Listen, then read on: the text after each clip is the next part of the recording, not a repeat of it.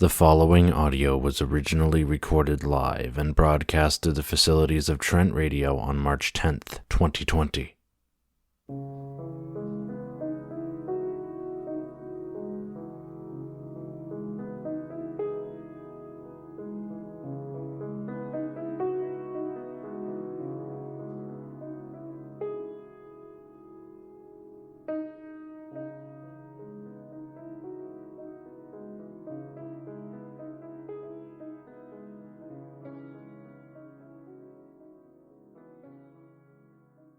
As always, I'm Justin Evangelo. This is Disenabled, the show where we enable people with physical disabilities. So happy to be behind the mic as always. And happy once again to have the in-studio legendary guest, Caleb Hunt. But today, instead of talking about education and academia growth and technology surrounding that for people who have physical disabilities, we're going to be chatting a little more about the leisurely side, a little bit of leisurely gadgets here. So Caleb, so happy to have you on today again, man. How's it going? It is good to be back. Let's dive right in then. All right. Let's start with a big question, because why not? When last we spoke, which was in October, actually November, for around the 2nd of November, just after Halloween, because I can remember talking about the eve of spookiness. So when last we spoke, you mentioned that people with certain physical disabilities, namely speech, text-to-speech, and people who have, vision issues, physical disabilities of that description, they're at the financial mercy of the tech companies who sell products that are adapted to their needs. Now, I think this is unfair, and it's something that I didn't get a chance to ask you about. So is there any way a third-party advocate or the users of the products can themselves persuade the companies to lower the prices of the products? It's a good question, and it's an issue particularly because I think see it a little bit as a supply and demand issue, because these companies are obviously private enterprises and they're looking to create the resources they develop obviously have a very big impact for their user base, but it's a small user base, and I think the scale at which they operate, it obviously affects what they can charge for a particular piece of software. A lot of the larger companies rely on some more of the commercial licensing and those big volume licenses as a primary sort of their revenue stream, which I think sometimes that trickles down to the end users, but it doesn't usually often happen quite as much. Or you've got the exact opposite, where you take a text-to-speech program like NVDA, which is open source, and it's sort of a pay-what-you-can resource, and people can choose to pay nothing for it, or people can choose to pay what they feel that it's worth. And maybe that's... At the end of the day, people need to vote with their wallet, and they need to look at options where maybe it's a little bit more feasible for people to jump in where it's appropriate. But yeah, I do see pricing changing, or at very least becoming more affordable, in the sense that, like most modern software programs, software as a service and the subscription route for software becomes more normalized. I mean, you look at Microsoft Office, and people pay X number of dollars a year. They never technically own Office because they're just licensing it on a perpetual basis, but they have the most up-to-date versions available. That funds the development. It funds new pieces that get put into things, and it kind of lowers the overall cost as opposed to purchasing a $2,000 piece of software at the outset. So I think we're going to see more of that kind of come in as a normalization strategy there. Which is absolutely terrific. I mean, we're off to a great start then.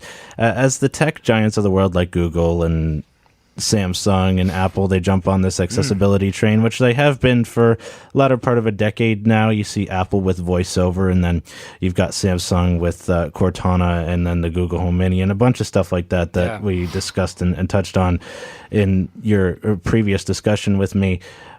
Do some companies, big or small, but I'm guessing it's the tech giants that may do this, do they raise the prices of the products that they're making accessible to people who have physical disabilities who may need them if they want to do a particular, do something in particular in their everyday life, whatever it may be?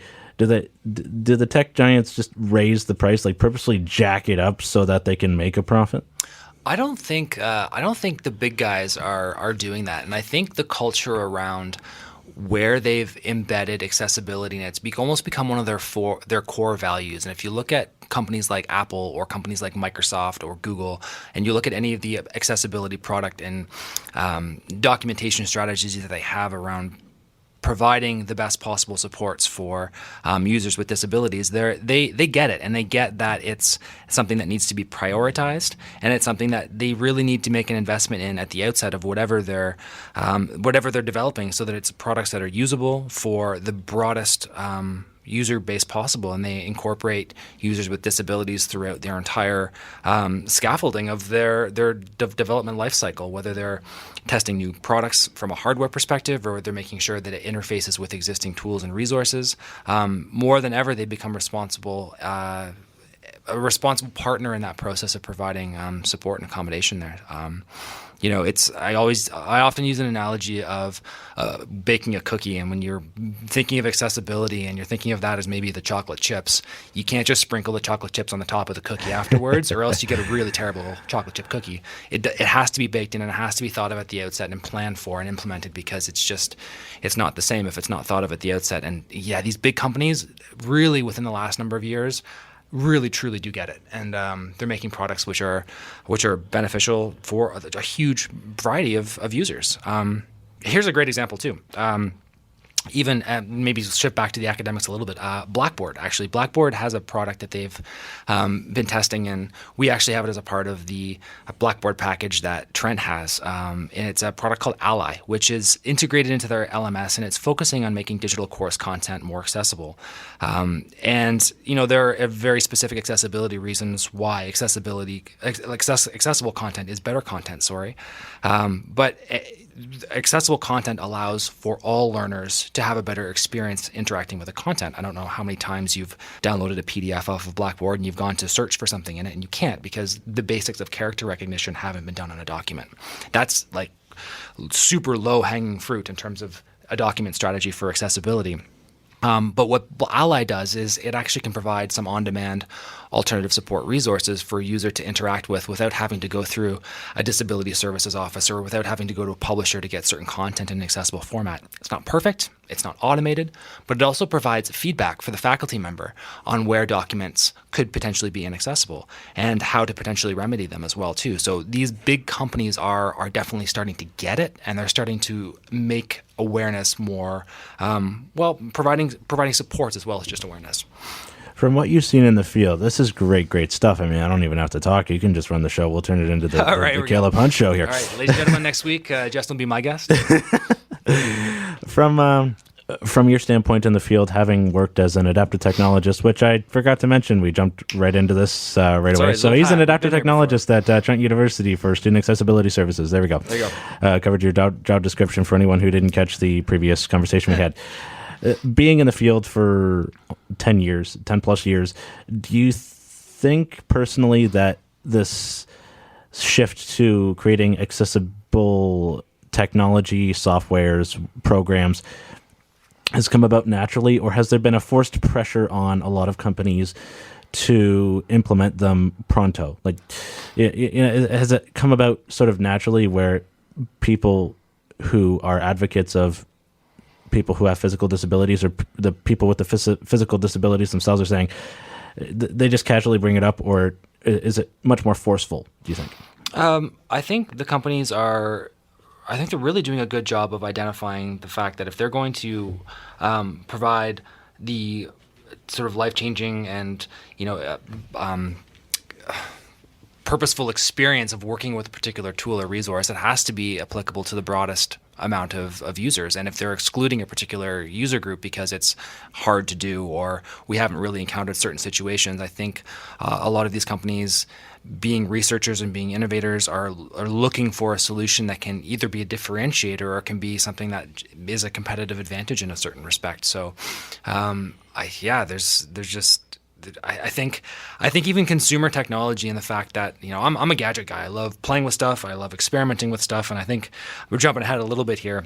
But the consumer technology is a real driving force in adoption and in usage, and the fact that more people have devices they can use that are in their pockets, that are with them, that normalization really increases adoption rate. It's no longer a specialized device in a specialized room or a specialized piece of hardware necessarily. It's something that is in their pocket and something that they could use in a variety of different in manners, and that's a better experience for a user all around.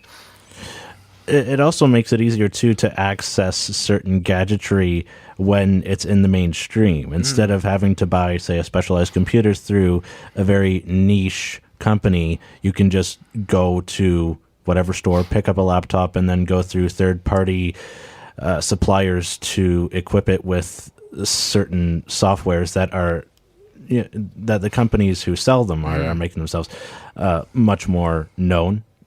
Much more mainstream, and then you have the tech giants who either create their own versions of the accessible material, right, or you have the tech giants advocating for the suppliers of the specific softwares, which is also, I mean, both are terrific. But that brings me to my next question then.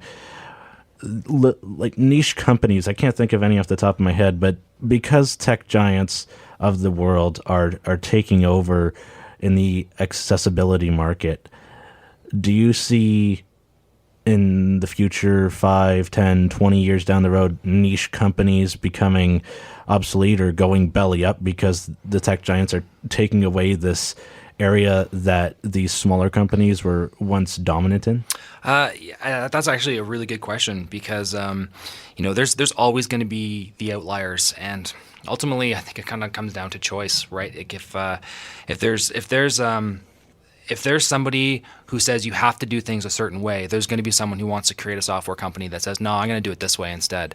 And maybe they catch on to something and they produce something that's really, really different or unique, and a couple of different things can happen. They can either make a very successful go of it themselves and carve out an even further defined niche, or they can get absorbed by one of the big companies who buys up that software piece or buys up that component that was once a niche product, and then it gets either copied or manipulated or integrated into a different software package so that, well, we're big guys, but we now have it as well too. I don't think they're necessarily going to go away, but it may be a case of just different adaptation and different pieces being brought in at different times. Interesting perspective. Well, I mean, you see it in everything from, when Instagram launched their whole stories thing. Yeah. Right? They're just ripping off another company's idea and they're making their own spin on it. And sure enough, people love it and they want to use it and they want to interact with it. And that's just what happens. It's almost like the imitation is the sincerest form of flattery, and everyone wants to get on board with a particular train. Well, that too, and then when you take an idea and copy it multiple times and then just give it more features, sort of dress it up, if you will, the media seems to, the consumer base, whether it be physically disabled or not, seems to eat it up. Look at these new features, and it's all part of the sales pitch. Are there any sort of new tech releases that revolve around people, that revolve around, physical disability and being designed for people who have physical disabilities? Any sort of tech releases coming up that people should know about? So this kind of gets really futuristic, and I thought about this a little bit, and we're starting to see the implications of artificial intelligence being used in things like automated captioning and things like automated image description, where on Facebook or on Instagram, we're essentially having computers make informed decisions based on what it's interpreting a particular image to be representing. And I'm not sure even the full ramification of where this goes in the future, but it's something that's really interesting and intriguing in terms of an accommodation perspective and in terms of what it actually would presenting users with when they're interacting with content. So I can't say a specific product per se, but it's one of those things where it's evolving at a really rapid pace, and we're going to see huge leaps and bounds, just like we have seen with speech recognition technology. even in the last 3 to 5 years. We have people who are using these Google Home devices and these personal assistants in Alexa and Siri, and it's just been a rapid development of speech recognition progress, such to the fact that we now have access to captioned multimedia content on demand whenever we want it. We can turn on live transcriptions on YouTube, and it can be providing us with a described video of what's going on, or we can be turning on essentially a live transcript of audio on an Android phone, and you can sort of see in real time the transcript of the spoken conversation. Like, we could have been transcribing this article with this conversation right now, and it could be accessible to someone who might have a hearing impairment. Right. That's entirely possible now, where that just wasn't possible automatically, a handful of years ago. So would it be safe to say that there has been a shift from not only providing people who have physical disabilities with these tools, certain accessible tools for educational purposes, but for everyday leisurely life activities? I mean, like you said, not specifically that things like the Google Home or Alexa were designed specifically for people who have physical disabilities, but through their features, people who have physical disabilities have sort of adopted them, and it's made life much more easier for. This seems very inadvertent. What's your take on that? Inadvertent in one sense. I part of why I part of why I love the whole world of consumer technology and seeing where it really kind of interacts with the worlds of digital accessibility is it's constantly pushing the envelope, right? You have quality and useful products and tools that we might use every day, but they oftentimes people kind of almost hack them into accessibility tools in ways that are more beneficial for a particular user group. Like, for example, do you have a pair of AirPods? Yeah, well, no, but I know people who do. Yeah, so the new version of the Apple AirPods have noise cancellation features built into them. And noise cancellation features are fantastic for someone who maybe a user who might have attention deficit disorder, or they're very easily distracted, or they need an environment where they can control the amount of noise that they're taking in, whether it's a sensory issue. These are an incredible tool because they also allow them to mute out the background, but they can also be used to amplify in other situations where maybe hearing might be impaired, or they want to create a listening environment where they need more focus and more attention. You can turn on sort of these, essentially, I think it's called like an active listening mode, where you can basically allow a conversation to be amplified for a user who might be using these AirPods as well. So not only do they provide it's one product that has multiple different implications depending on the user that it's supported. So it's cool stuff, and it's everyday technology that has implications specifically for the users that might not necessarily be intended or designed specifically for. And sometimes too, the company who's releasing the product may not have this in mind. It just gets, like you said, it sort of gets turned into this tool. Exactly. Where it's useful for so many different people who have a variety of physical disabilities, which is really cool. Yeah, and I mean that's where I get to have a lot. Excuse me. That's where I get to have a lot of fun with this, is exploring some of the tools or the apps or the resources which, just by way of experimentation and playing and being aware of certain product launches or life cycles of products, to know when something has been launched that could actually have a specific implication for a specific student that I might be supporting at some point in time. I often have questions like, oh, is there something that does this, or is there something that, does this? I'm like, well, I know, I'm not sure, but I have seen this piece of technology used in this way, and maybe we could adapt it, or maybe we could change it so that it's useful in this situation. And that's that happens all the time. Based off of what you said, you talk highly about AI, which is a little bit controversial. Yeah, and it's not something I am certainly no subject matter expert on AI. I know it's going to have impacts on an enormous population for good and for bad reasons. But there are potentials for it to be good and to be useful. For sure. Is there anything else you're super excited about in the tech world in terms of accessibility as it shifts from a more education-based consumer market to leisurely activities? Any sort of gadgets besides AI? Any shifts in attitude that you've seen companies have because you work with what they're releasing on a daily, monthly, yearly basis? Yeah. I think it's when you said specifically the awareness piece. I talked a little bit earlier just about how it's really becoming a core mission and a core mandate as a part of these companies to have all of these resources and all of these supports integrated from the get-go. If you went to like apple.com/accessibility or go to android.com/accessibility, and you can see not only is it an afterthought, but these are the resources that are built into the products that are being used that have such a huge impact on the users that they're supporting. That's where I get excited, because it's no longer just this niche product. It's something that that's just a part of the products that everyone is using every day, and that gets me excited. It gets me excited to find new ways of using a specific tool in an unintended purpose, I guess. So I wish we were having this conversation after I was coming back from the Assistive Technology Conference. That I should be on an airplane right now heading to Los Angeles. However, those travel plans somewhat got kiboshed. But there's a big conference that happens every year, and there's a lot of vendors there who are sort of showing and demoing a lot of the latest and greatest in technology supports. I would love to have done a bit of a recap, but maybe we'll have to do it virtually by way of scouring Twitter to see what the latest news are from some of these vendors, because that would be that's a hotbed for some of the latest and greatest tech. I'm bummed to miss out on that, but that's okay, because I'm here talking to you today. It's good to have you on, and it was kind of a bummer too, because I was expecting you a couple weeks from now to come on the show and talk about this great conference out of California.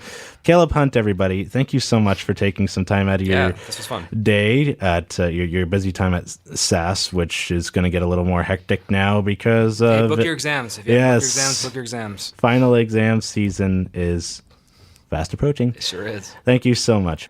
If you enjoyed this conversation I had with Caleb, feel free to listen to the previous one. I've linked it down below, and also share this one around with a friend or two. Caleb, if you're listening, big thanks. And I hope that I did this conversation justice as well as the last one. If you have any comments, criticisms, feedback, if you want to reach out to me in any way, shape, or form, I have two methods now that you can take. One is to hit me up at disenabled.podcast@gmail.com. The other is to send me a direct message through the Facebook page that I have for the podcast. It's the Disabled Podcast on Facebook, both linked in the episode show notes. If you enjoyed the podcast as a whole, don't forget to rate, review, and subscribe to it. And if you enjoy any other episodes, don't forget to share those as well. All right, with the self-promotion out of the way, one more thing to cover that I just found super interesting. When going over my podcast analytics, I was looking at where a good chunk of my listenership was coming from, geographically speaking, and I wasn't surprised to see the majority of my listenership coming from North America, so Canada and America. However, I was surprised to see that a not insignificant percentage of my listenership was coming from Australia and even a little from Ireland. So thank you for the international support. I really appreciate it.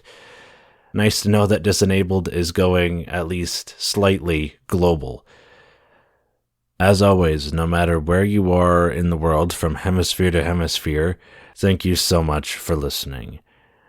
Until next time, cheers.